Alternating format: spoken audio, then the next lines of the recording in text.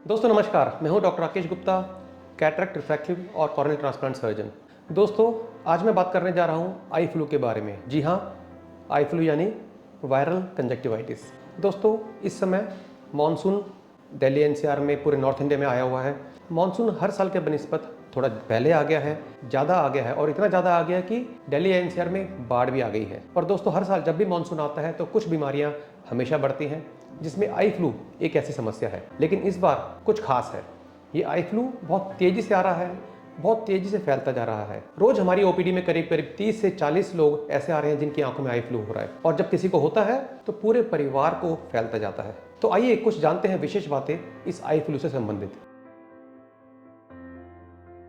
आइए पहले तो ये जानते हैं कि आई फ्लू क्या होता है। आई फ्लू बेसिकली आंखों में होने वाली लाली यानी कि कंजक्टिवाइटिस को कहते हैं। लेकिन दोस्तों आंखों में कंजक्टिवाइटिस कई कारणों से हो सकती है। एलर्जिक हो सकती है, वायरल हो सकती है, बैक्टीरियल हो सकती है और कभी कभी कुछ और कीटाणुओं से भी हो सकती है। लेकिन जो आई फ्लू शब्द है ये खासकर जोड़ा जाता है वायरल कंजक्टिवाइटिस के साथ, और आई फ्लू का मतलब है वायरस की वजह से आंखों में होने वाली कंजक्टिवाइटिस।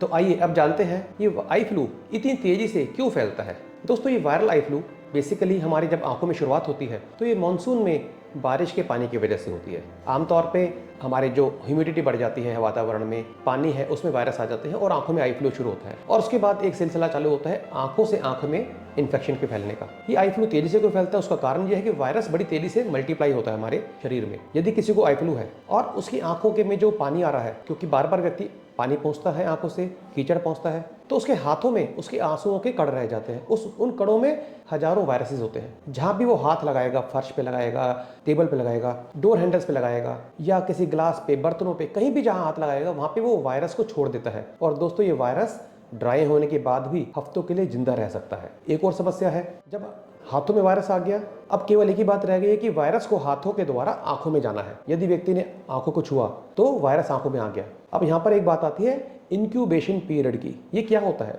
जब भी कोई कीटाणु शरीर में आता है तो उसके बॉडी में एंट्री करने के बाद और लक्षण शुरू होने तक कुछ समय होता है।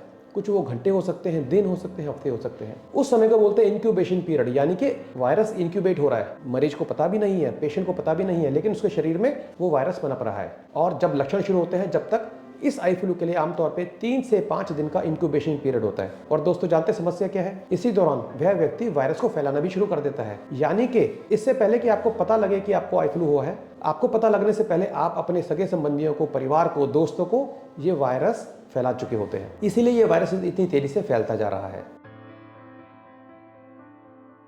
आइए पहले जानते हैं यदि आपको आई फ्लू हो गया है तो अब आपको क्या करना चाहिए। तो सबसे पहली बात, चिंता की बात नहीं है, क्योंकि ये आई फ्लू आमतौर पे 7 से 14 दिनों में, यानी कि 1 से 2 हफ्तों में 90% लोगों का अपने आप रिकवर हो जाता है। अब बात आती है फिर इलाज क्या करें। तो यहाँ दोस्तों मैं बताना चाहूंगा, इस वायरस के लिए कोई दवा कारगर नहीं है। एक बार वायरस शरीर में आ गया, आपकी आंखों में आ गया, इसका मतलब ये है कि अब उसको 1 हफ्ते से 2 हफ्ते लगेंगे ठीक होने में। तो फिर इलाज क्यों दिया जाता है, तो यहाँ पे इलाज क्यों दिया जाता है ये भी समझते हैं। इलाज दिया जाता है कुछ आई ड्रॉप्स, टैबलेट या जो भी चीजें आपको सलाह दी जाती है वो होती है सिम्प्टोमेटिक रिलीफ के लिए, यानी कि लक्षणों को कम करने के लिए या लक्षणों से राहत पाने के लिए। और एक और कारण होता है दवाई देने का, वो है सेकेंडरी प्रॉब्लम्स को, यानी कि वायरस से जुड़ी कॉम्प्लिकेशंस को अवॉइड करने के लिए। कॉम्प्लिकेशन यानी जैसे एग्जांपल के तौर पे हम एंटीबायोटिक ड्रॉप देते हैं। एंटीबायोटिक ड्रॉप इसलिए नहीं देते कि कोई बैक्टीरिया है जिसको ठीक करना है। एंटीबायोटिक ड्रॉप दी जाती है सेकेंडरी इन्फेक्शन को रोकने के लिए, क्योंकि जब भी आंखों में कंजक्टिवाइटिस होती है उस समय हमारी इम्यूनिटी वीक हो जाती है, और जो हमारे शरीर पे बैक्टीरिया होते हैं, स्किन पे होते हैं, वातावरण में होते हैं, उन बैक्टीरिया को अपॉर्चुनिटी मिल जाती है, मौका मिल जाता है वहां पे आके अपने नंबर बढ़ाने का, अपनी संख्या बढ़ाने का, और यहाँ पे सेकेंडरी बैक्टीरियल इन्फेक्शन भी हो सकता है। और यदि सेकेंडरी बैक्टीरियल इन्फेक्शन हो जाता है तो समस्या पैदा हो जाती है, क्योंकि बैक्टीरियल इन्फेक्शन पुतली पे अल्सर पैदा कर सकता है। कभी कभी यदि कंट्रोल ना हो तो आंखों की रोशनी को हमेशा के लिए खत्म कर सकता है। तो आपको याद रखना है वायरस के लिए कोई दवाई नहीं है, इसलिए आपको पेशेंस रखनी है। यदि आपको आई फ्लू हो गया है तो पेशेंस इज द की। आपको तसल्ली रखनी है। ये मत सोचिए कि डॉक्टर ने दवाई लिख दी है, आपको दवाई डालने के बाद भी आराम क्यों नहीं मिल रहा, क्योंकि वायरस अपनी पूरी साइकिल को पूरा करके ही खत्म होगा, जो 1 से 2 हफ्ता हो सकती है।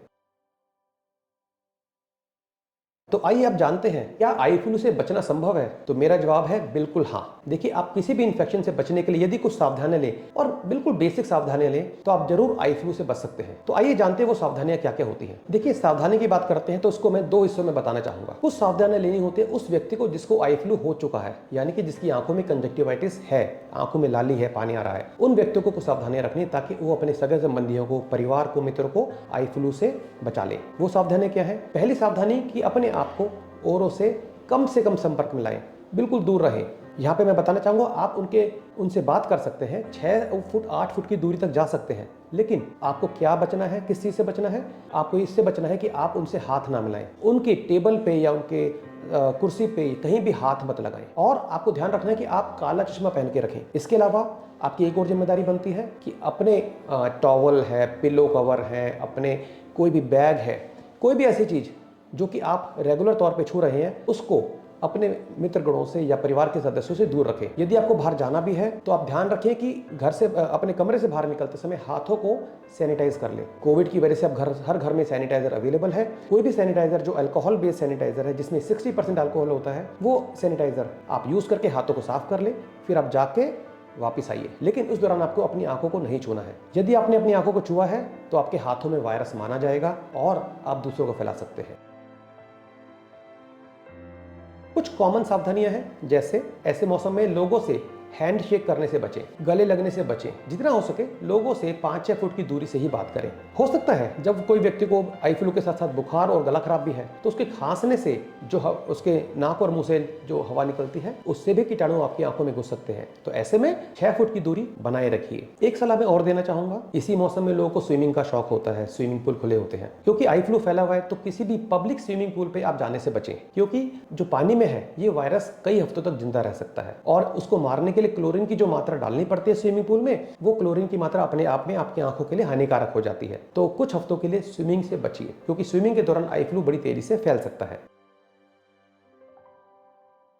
अंत में मैं आपको बताना चाहूंगा मिथ्याएं जो आई फ्लू से लेकर जुड़ी हुई है, यानी कि मिथ, यानी कि गलत बातें जो समाज में फैली हुई है। पहली बात यह कि आंखों से देखने से आई फ्लू फैलता है। देखिए, ये बिल्कुल गलत बात है। किसी की आंखों को देखने से आई फ्लू कभी नहीं फैलता। आई फ्लू केवल टच करने से फैलता है। जब तक आई फ्लू वाले व्यक्ति की आंखों से कीटाणु किसी रास्ते से, हाथों के द्वारा, कपड़ों के द्वारा, टॉवल के द्वारा या सरफेस छूने के द्वारा आप अपनी आंखों में नहीं डालेंगे, जब तक आपको आई फ्लू नहीं होगा। मैं बताना चाहूंगा, हम डेली 30-40 पेशेंट देख रहे हैं और खुली आंखों से देख रहे हैं। यदि देखने से आई फ्लू फैलता तो हर आई स्पेशलिस्ट को आई फ्लू हो चुका होता। एक और मिथ हमारे समाज में फैला हुआ है, वो ये है कि कोई भी एंटीबायोटिक ड्रॉप डालने से हम आई फ्लू होने से बच सकते हैं। तो दोस्तों, यहाँ पे आपको आगाह करना चाहूंगा कि कोई भी आई ड्रॉप को अननेसेसरी अपनी आंखों में मत डालिए, बल्कि मैं तो यहाँ तक कहूंगा कि बिना मतलब के यदि आपको कोई नॉर्मल ड्रॉप भी डाल रहे हैं उसको डालने से बचिए, क्योंकि यदि कोई हम ड्रॉप डालते हैं तो उसके लिए हमें अपनी आंखों को छूना होता है, पलकों को छूना होता है। उसके बाद जब ड्रॉप डालते हैं उसको छूने के लिए हम कोई ना कोई टॉवल या रुमाल यूज करते हैं। और यदि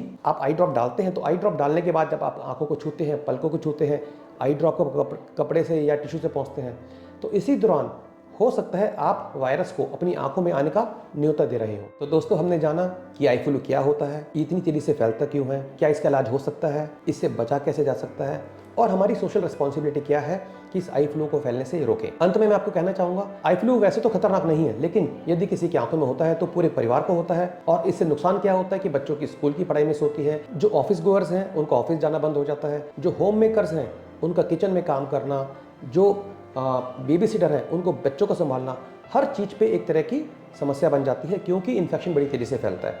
तो हम सबको मिलके इस आई फ्लू को कंट्रोल करना है। हम सब यदि मिलकर सावधानी करें, हम सारी प्रिकॉशन लें, तो मैं उम्मीद करता हूँ ये आई फ्लू का प्रकोप जल्दी ही खत्म हो जाएगा। और एक बात और बताना चाहूंगा, यदि आपको आई फ्लू हो जाता है तो घबराए नहीं, डरने की जरूरत नहीं है, केवल सतर्क होने की जरूरत है। यदि आपको आई फ्लू हो गया है तो दूसरों को फैलने से बचाएं, यदि आपको नहीं हुआ है तो अपनों को फैलने से बचाएं। दोनों ही केस में अल्टीमेटली आप स्वस्थ रहेंगे और दोनों ही केस में आपकी आंखें स्वस्थ हो जाएंगी या स्वस्थ रहेंगी। अंत में मैं आपको धन्यवाद देना चाहूंगा इस वीडियो को देखने के लिए। यदि आपको वीडियो पसंद आया है तो इसे लाइक करें और सब्सक्राइब जरूर करें।